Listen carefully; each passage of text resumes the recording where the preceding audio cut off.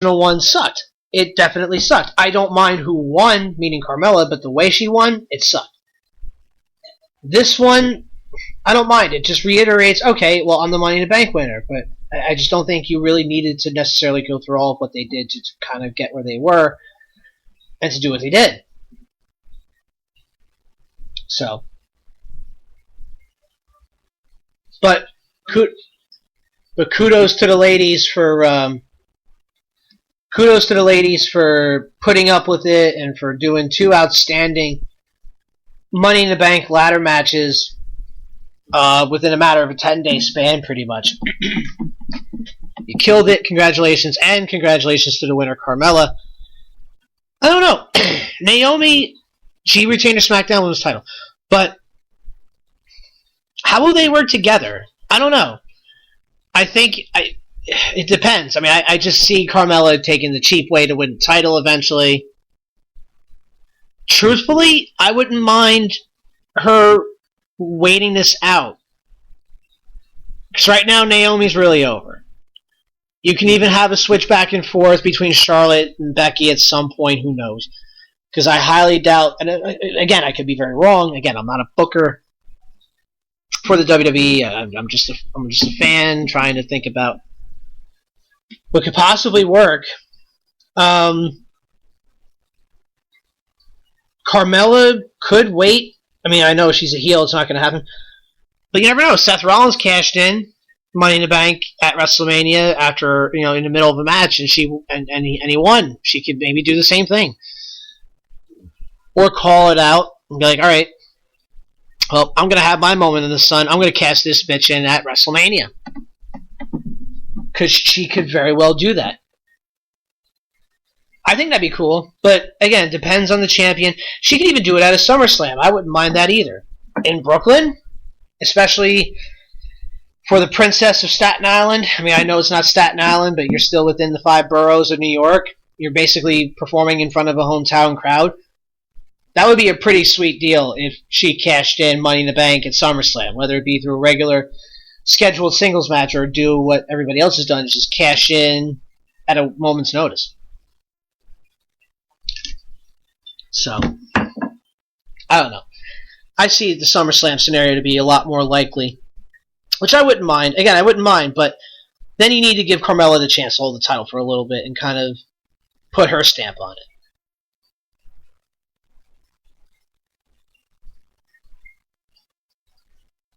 Truthfully, what they should do is just bring Big Cass over to SmackDown and have the real-life couple kind of be back together and have James Ellsworth be the stooge and be the third wheel and be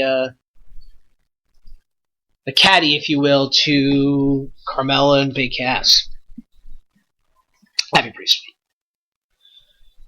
Now on to NXT. I mean, I'll talk more, but I mean, the first word that comes into mind is wow. And the first phrase that comes into mind, what did I just see? And I'm not saying that in a derogatory way at all. But Asuka and Nikki Cross, hey, they have amazing chemistry with one another. They have amazing chemistry with each other. And it showed through all their series of matches, and I'm sure at live events, if you've been lucky enough to go witness these, that they have great chemistry. And they both work a strong style. Again, to some people's displeasure, but they have chemistry. And they were really good in this match. A last woman standing match. The first one in NXT's history. And this is where I don't like NXT's tapings, taping 2 to 4 weeks ahead of time. Because then you're going to see pictures on Twitter, Facebook, and all other sorts of social media because of everybody there is like, oh, look who debuted, or oh my god, this person won, no way, or, really? I'd rather be surprised. I haven't really been watching a lot of this, reading a lot of the dirt sheets lately. I mean, I'll read some if it's something interesting, but as far as shit like that, it's just like, come on now. But no, they worked well together. The match was intense. I mean, it was really intense, from the back suplex onto the steel chairs, to the powerbomb from the ring onto the steel chairs, to the 4 swinging neckbreaker finishers on Asuka, to a butt slam from the ramp to the floor, to, oh god, just a bunch of different things that went on during that match. I mean, and you have such a good intimate crowd there at Full Sail University, because then you really can get the gist of like people really getting behind it. And you know, like towards the end of the match, you see a camera angle where those bleachers are. You see 2 kids hanging over the railing of that little makeshift balcony, or I don't even know if it's makeshift, whatever. But you see the kids hanging over, just cheering on Asuka to keep going and, you know, get up. Like, I don't know, you'll get a better reaction of a last woman standing match, I felt, with the way they just did it at NXT. This way, you have the intimate crowd. Now, not that, you know, NXT TakeOver Brooklyn wouldn't have done the same thing for this match if this were to be scheduled on that pay-per-view weekend. But, yeah, and then eventually the superplex from the ladder to the announce table. That was a crazy spot. These 2 women I mean, again, I'll go back to what I was saying about the women that participated in the Money in the Bank ladder match. These 2 put each other through hell. They worked a very stiff, strong style, as obviously Asuka would be accustomed to it, being in Japan, and Nikki's way of working, you know, again, across the country, across, you know, the United States, Canada, across the world. It almost seems like, you know, they didn't even really play. I mean, obviously they planned their spots, but it's like, you know what, we're just going to go out there, beat each other up, and it's going to be fun, and, you know, we're going to make some history. It's great. It's 100% great.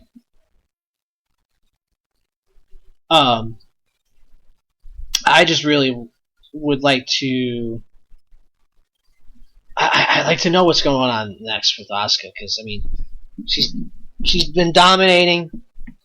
Ember Moon, I guess, is going to be waiting in the wings for a SummerSlam opportunity.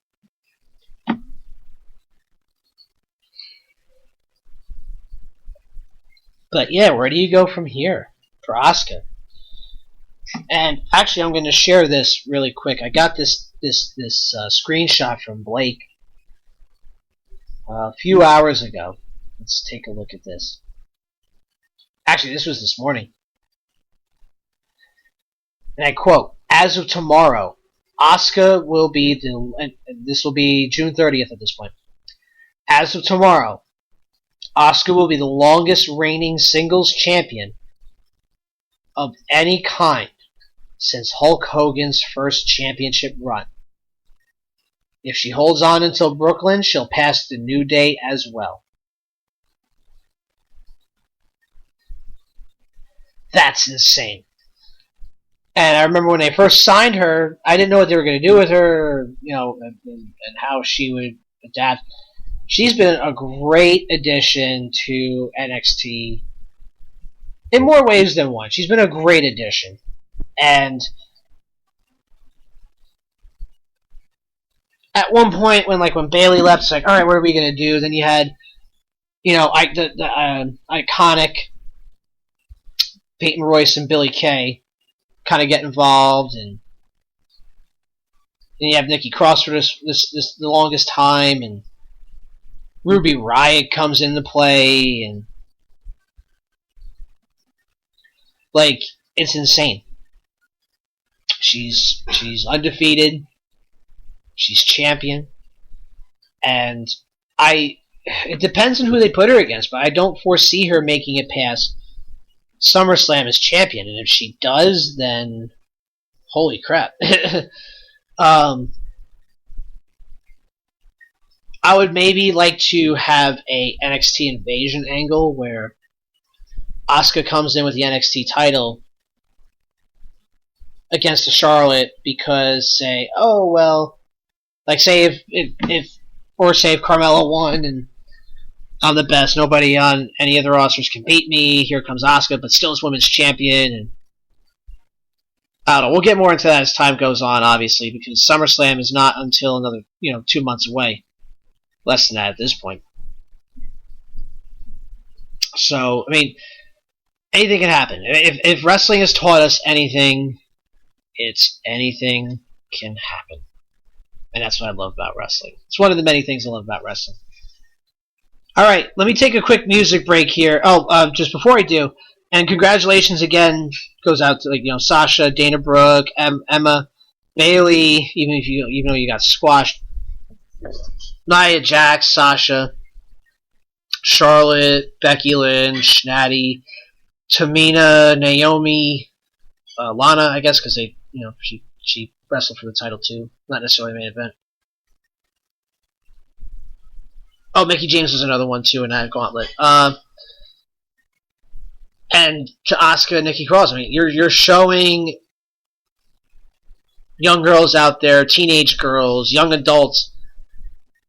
Hey, if this is something that you want to do, go for it. It's not discouraging to watch anymore because all you're watching is tits and ass. You're no longer watching just tits and ass. There's a lot of the girls who are beautiful in WWE right now. My woman crush, my one crush in WWE right now is definitely Alexa Bliss. But they're all beautiful. They're gorgeous. They're good looking ladies, all of them. Except for Dana Brooke. But they're beautiful, and their gear is, it's gear. Not like, oh, well, I might as well just put in for this, it'll look good for now. No. They're working on themselves and their characters. There's such an emphasis on the wrestling part of it. It's great. So keep the momentum rolling, ladies. There's a lot more left to be seen from you, and I really can't wait. And especially towards the Mae Young Classic coming soon. So that I can't wait for.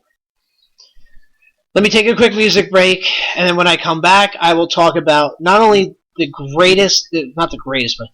most heartbreaking heel turn of this century, meaning the 21st century. The most heartbreaking heel turn in this century. Along with some of you who might have a favorite heel turn of their own. So there's a bunch of that to get into. So take this music break. We'll come back. We'll talk. And yeah, then we'll probably wrap up the show after that. But still got a lot to talk about. Hang in there.